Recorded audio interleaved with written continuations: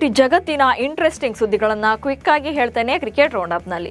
ನಾನು ಶಾಂತ, ನೀವು ಸುದ್ದಿಯಾನದ ಸಬ್ಸ್ಕ್ರೈಬರ್ ಆಗೋದಕ್ಕೆ ಮರಿಬೇಡಿ. ಕ್ರಿಕೆಟ್ ದಿಗ್ಗಜ ಸಚಿನ್ ತೆಂಡೂಲ್ಕರ್ ಅವರ ಪುತ್ರ ಅರ್ಜುನ್ ತೆಂಡೂಲ್ಕರ್ ಅವರು ಸಾನಿಯಾ ಚಂದೋಕ್ ಅವರೊಂದಿಗೆ ನಿಶ್ಚಿತಾರ್ಥ ಮಾಡಿಕೊಂಡಿದ್ದಾರೆ. ಖ್ಯಾತ ಉದ್ಯಮಿ ರವಿ ಘಾಯ್ ಅವರ ಮೊಮ್ಮಗಳಾದ ಸಾನಿಯಾ ಅವರೊಂದಿಗೆ ನಿಶ್ಚಿತಾರ್ಥ ನಡೆದಿದ್ದು ಸಮಾರಂಭದಲ್ಲಿ ಆಪ್ತ ಸ್ನೇಹಿತರು ಹಾಗೆ ಕುಟುಂಬದ ಸದಸ್ಯರು ಮಾತ್ರ ಭಾಗಿಯಾಗಿದ್ದರು. ಆದರೆ ಈ ಬಗ್ಗೆ ಎರಡೂ ಕುಟುಂಬಗಳು ಇನ್ನೂ ಕೂಡ ಅಧಿಕೃತವಾಗಿ ಹೇಳಿಕೆ ನೀಡಿಲ್ಲ. ಇಂಗ್ಲೆಂಡ್ ವಿರುದ್ಧದ 5ನೇ ಟೆಸ್ಟ್ ಪಂದ್ಯದಲ್ಲಿ ಕರುಣ್ ಡ್ರೆಸ್ಸಿಂಗ್ ಕೋಣೆಯಲ್ಲಿ ಕರುಣ್ ಅಳ್ತಾ ಇರುವಂತೆ ಹಾಗೆ ಕೆಎಲ್ ರಾಹುಲ್ ಅವರನ್ನ ಸಮಾಧಾನ ಪಡಿಸ್ತಾ ಇರುವಂತೆ ಬಿಂಬಿಸುವ ಫೋಟೋ ಒಂದು ವೈರಲ್ ಆಗಿತ್ತು. ಈ ಫೋಟೋ ಬಗ್ಗೆ ನಾಯರ್ ಮೌನ ಮುರಿದಿದ್ದು, ರಾಹುಲ್ ಜೊತೆಗಿನ ತಮ್ಮ ಫೋಟೋವನ್ನ ಎಐ ರಚಿಸಿದೆ, ಅದರಲ್ಲಿ ಯಾವುದೇ ಸತ್ಯಾಂಶ ಇಲ್ಲ ಎಂದಿದ್ದಾರೆ. ಭಾರತ ಮಹಿಳಾ ಕ್ರಿಕೆಟ್ ತಂಡ ಆಸ್ಟ್ರೇಲಿಯಾವನ್ನ 3 ವಿಕೆಟ್ಗಳ ಅಂತರದಿಂದ ಸೋಲಿಸಿ 3 ಪಂದ್ಯಗಳ ಏಕದಿನ ಸರಣಿಯಲ್ಲಿ 1-0 ಮುನ್ನಡೆ ಸಾಧಿಸಿದೆ. ಯಸ್ತಿಕಾ ಭಾಟಿ ಅವರ 59 ರನ್ ಹಾಗೆ ರಾಧಾ ಯಾದವ್ ಅವರ 3 ವಿಕೆಟ್ಗಳು ಭಾರತದ ಗೆಲುವಿಗೆ ಪ್ರಮುಖ ಕಾರಣವಾದವು. ಮೊದಲು ಬ್ಯಾಟ್ ಮಾಡಿದಂಥ ಆಸ್ಟ್ರೇಲಿಯಾ 214 ರನ್ಗಳಿಗೆ ಆಲ್ಔಟ್ ಆದರೆ ಭಾರತ 48 ಎಸೆತಗಳು ಬಾಕಿ ಇರುವಂತೆಯೇ ಗುರಿ ತಲುಪಿದೆ. ರಶೀದ್ ಖಾನ್ ದಿ 100 ಮೆನ್ ಟೂರ್ನಮೆಂಟ್ನ ಅತ್ಯಂತ ದುಬಾರಿ ಸ್ಪೆಲ್ ಮಾಡಿದ್ದು ಬೇಡದ ದಾಖಲೆ ಬರೆದಿದ್ದಾರೆ. ಲಿವಿಂಗ್ಸ್ಟೋನ್ ರಶೀದ್ ವಿರುದ್ಧ 5 ಎಸೆತಗಳಲ್ಲಿ 26 ರನ್ ಗಳಿಸಿದ್ರು. ಈ ಮೂಲಕ ಕೇವಲ 20 ಎಸೆತಗಳಲ್ಲಿ 59 ರನ್ ಬಿಟ್ಟುಕೊಟ್ಟ ರಶೀದ್ ಅವರ T20 ವೃತ್ತಿ ಜೀವನದ ಅತ್ಯಂತ ದುಬಾರಿ ಸ್ಪೆಲ್ ಕೂಡ ಆಗಿದೆ. ದುಲೀಪ್ ಟ್ರೋಫಿ ಆರಂಭವಾಗುವ ಮುನ್ನ ಪಶ್ಚಿಮ ವಲಯ ಒಂದು ದೊಡ್ಡ ನಿರ್ಧಾರವನ್ನು ತೆಗೆದುಕೊಂಡಿದೆ. ಭಾರತದ ಮಾಜಿ ದೇಶೀಯ ಕ್ರಿಕೆಟಿಗ ಕಿರಣ್ ಪವಾರ್ ಅವರನ್ನ ತಂಡದ ತರಬೇತುದಾರರನ್ನಾಗಿ ನೇಮಕ ಮಾಡಲಾಗಿದೆ.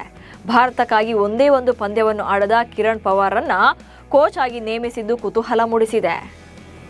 ರಾಜಸ್ಥಾನ ರಾಯಲ್ಸ್ನ ಮಾಲೀಕ ಮನೋಜ್ ಬಡಾಲೆ ಅವರು ಸಂಜು ಸ್ಯಾಮ್ಸನ್ ಟ್ರೇಡಿಂಗ್ ಮಾಡಬೇಕಾದ್ರೆ ಸಿಎಸ್ಕೆಗೆ ದೊಡ್ಡ ಡಿಮ್ಯಾಂಡ್ ಇಟ್ಟಿದ್ದಾರೆ.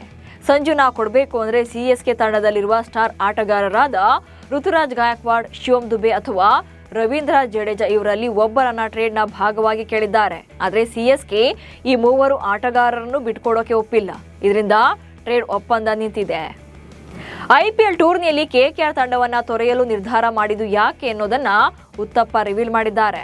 ನಾನು ಕೆಕೆಆರ್ ತಂಡದ ನಾಯಕತ್ವದ ಗುಂಪಿನಲ್ಲಿ ಸಂಭಾಷಣೆ ನಡೆಸಿದೆ. ಅವರು ನನ್ನನ್ನು ಬಿಡುಗಡೆಗೊಳಿಸೋಕೆ ನಿರಾಕರಿಸಿದ್ರು.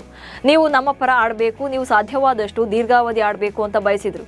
ನಾನು ಕೂಡ ಅವರ ಬಳಿ ಮಾತನಾಡಿದ್ದೆ, ಆದರೆ ನನಗೆ 5 ಕೋಟಿ ರೂಪಾಯಿಗಿಂತ ಹೆಚ್ಚಿನ ಮೊತ್ತ ಸಿಗಲಿಲ್ಲ. ಹೀಗಾಗಿ ನಾನು ಹೊರಗಡೆ ಹೋಗೋಕೆ ಬಯಸಿದ್ದೆ ಎಂದಿದ್ದಾರೆ. ಭಾರತ ಮತ್ತು ಪಾಕಿಸ್ತಾನದ ಸಂಬಂಧದ ಬಗ್ಗೆ ಭಾರತದ ಮಾಜಿ ಆಫ್ ಸ್ಪಿನ್ನರ್ ಹರ್ಭಜನ್ ಸಿಂಗ್ ಮಾತನಾಡಿದ್ದಾರೆ. ನನಗೆ ಗಡಿಯಲ್ಲಿ ನಿಂತಿರುವ ನಮ್ಮ ದೇಶದ ಸೈನಿಕರು ಅವರನ್ನ ಹಲವು ಬಾರಿ ನೋಡೋಕೆ ಅವರ ಕುಟುಂಬಗಳಿಗೆ ಸಾಧ್ಯವಾಗೋದಿಲ್ಲ. ಹೀಗೆ ಅವರು ನಮಗಾಗಿ ತುಂಬಾ ದೊಡ್ಡ ತ್ಯಾಗ ಮಾಡ್ತಾರೆ. ಆದ್ರಿಂದ ನಾವು ಕ್ರಿಕೆಟ್ ಪಂದ್ಯವನ್ನ ತಪ್ಪಿಸಿಕೊಳ್ಳಲು ಸಾಧ್ಯವಾಗದಿರುವುದು ಬಹಳ ಸಣ್ಣ ವಿಷಯ ಎಂದಿದ್ದಾರೆ. ಪಾಕಿಸ್ತಾನಿಗಳ ಹೇಳಿಕೆಗೆ ಯಾವುದೇ ಪ್ರಾಮುಖ್ಯತೆ ನೀಡಬಾರದು ಎಂದಿದ್ದಾರೆ. ಪಾಕಿಸ್ತಾನ ತಂಡದ ಮಾಜಿ ನಾಯಕ ಹಾಗೆ ಸ್ಟಾರ್ ಬ್ಯಾಟ್ಸ್ಮನ್ ಬಾಬರ್ ಅಜಮ್ ಅವರು ವೈಫಲ್ಯ ಅನುಭವಿಸೋಕೆ ವಿರಾಟ್ ಕೊಹ್ಲಿ ಕಾರಣ ಅಂತ ಪಾಕಿಸ್ತಾನದ ಮಾಜಿ ಬ್ಯಾಟರ್ ಅಹ್ಮದ್ ಶೇಖ್ ಅಭಿಪ್ರಾಯಪಟ್ಟಿದ್ದಾರೆ. ಬಾಬರ್ ಅಜಮ್ ಅವರನ್ನ ವಿರಾಟ್ ಕೊಹ್ಲಿಗೆ ಹೋಲಿಕೆ ಮಾಡಿದ್ರಿಂದಲೇ ಪಾಕ್ನ ಮಾಜಿ ನಾಯಕ ವಿಫಲವಾಗೋಕೆ ಕಾರಣ ಎಂದಿದ್ದಾರೆ.